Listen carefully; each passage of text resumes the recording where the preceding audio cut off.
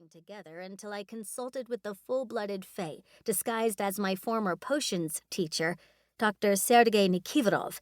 Another thing OSA doesn't need to know about.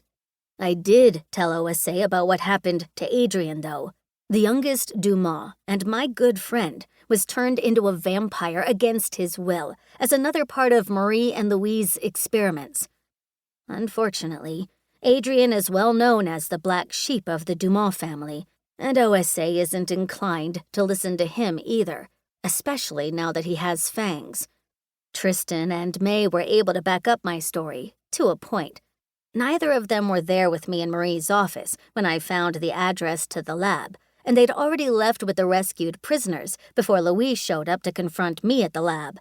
Since Tristan and May didn't personally witness anything tying Marie and Louis to the lab or any other crimes, OSA isn't giving their statements much weight, despite the fact that both of them come from powerful families. It's almost like OSA doesn't want to believe us. They don't even care about the fact that Marie and Louis have oh so conveniently disappeared and can't be reached. In fact, they actually used that against me, admonishing me for making these wild accusations when Marie and Louis aren't here to defend themselves. The only thing OSA does seem to care about, besides appeasing the absent Dumonts, is finding a way to punish me. And, as of this moment, they've gotten their wish.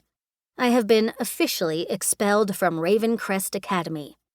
You'll need to make arrangements to have your belongings retrieved, as you are no longer permitted on campus, Ms. Andress, says the OSA agent overseeing this farce of a hearing as he taps his stack of papers against the table before placing them in a folder. Is there someone who can perform this task for you?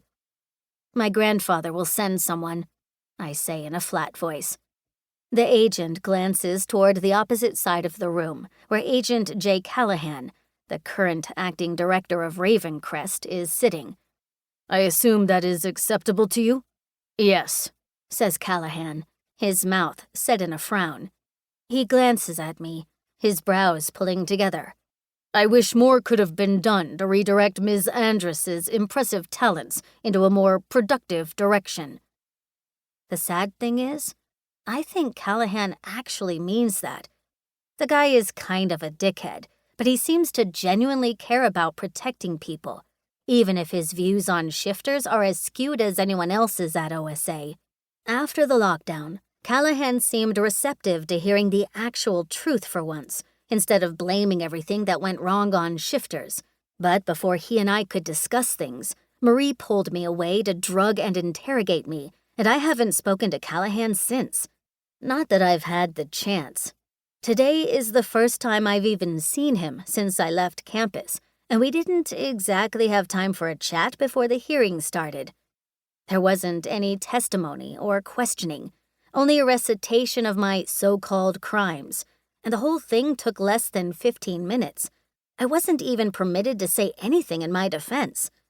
The agent running the hearing looks back and forth between me and Callahan a couple of times before clearing his throat. Well, if there's nothing else, then you are both dismissed. His gaze lands on me.